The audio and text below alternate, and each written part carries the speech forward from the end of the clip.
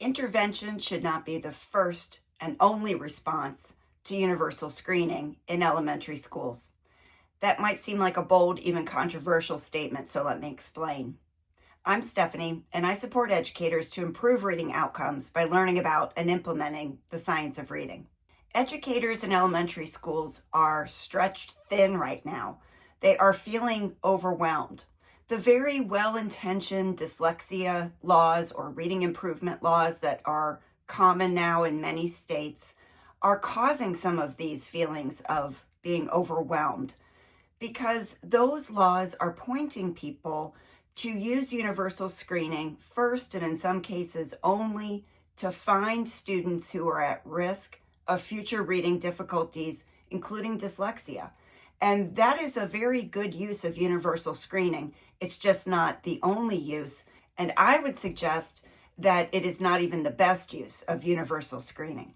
So when you screen all of your elementary students in reading, the first indicator to look at is the percentage of students who are on track or below expectation, not currently meeting expectations, or at risk of not being a good reader in the future.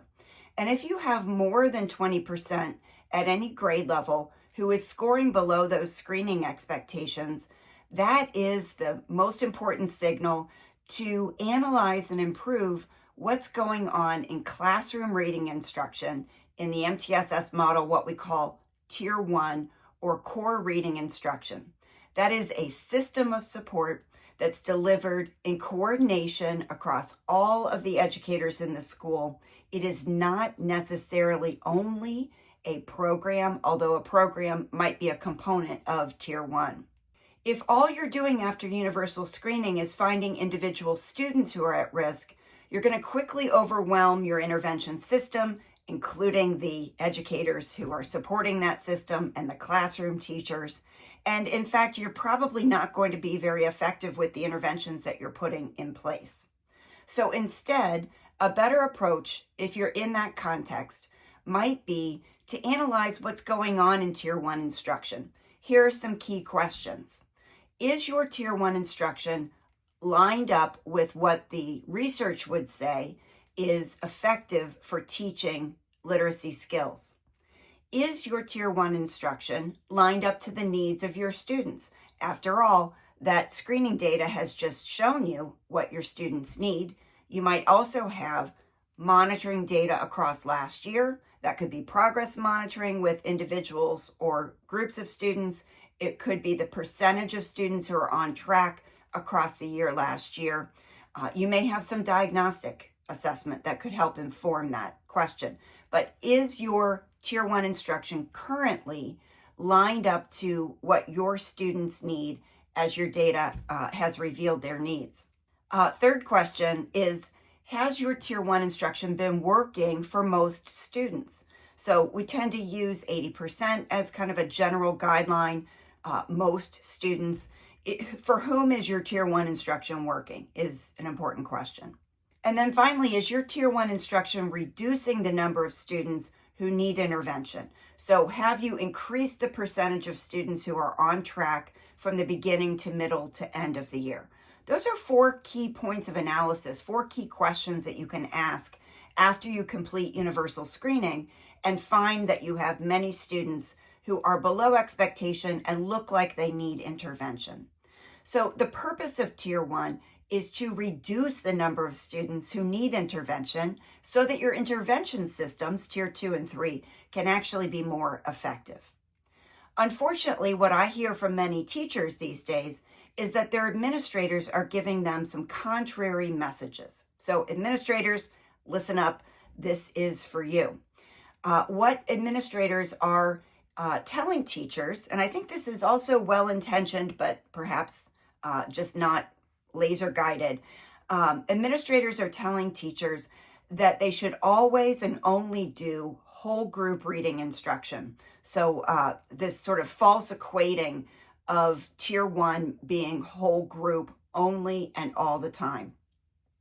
Administrators are also telling their teachers that in Tier 1 they should only teach grade level standards, even though the screening data has just told you that students don't have the prerequisites for that.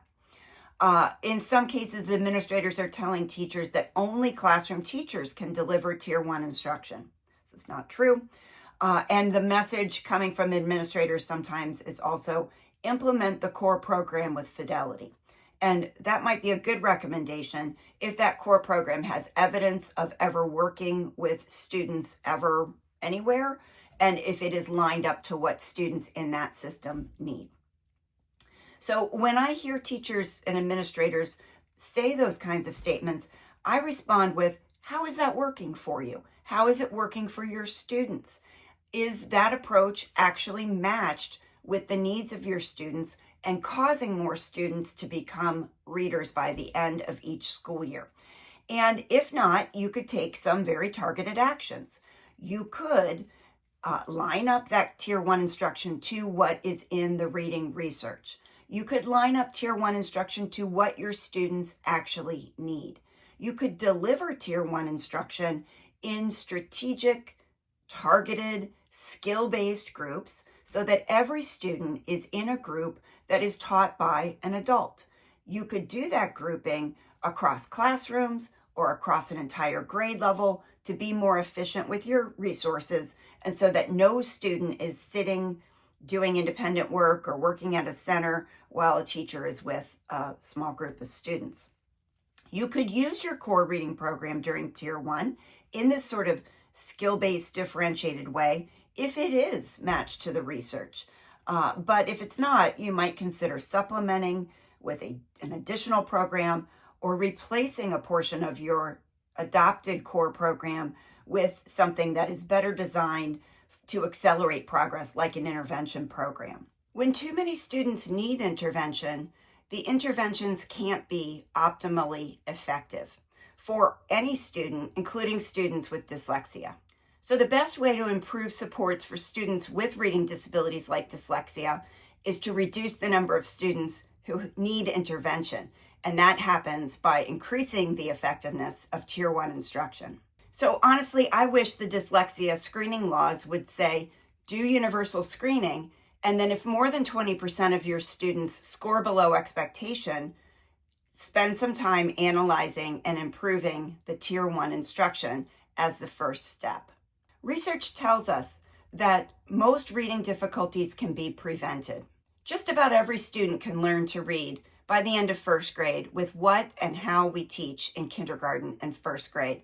This is the real promise of prevention, and it's the real purpose of doing universal screening, to act on the data to change lives for students.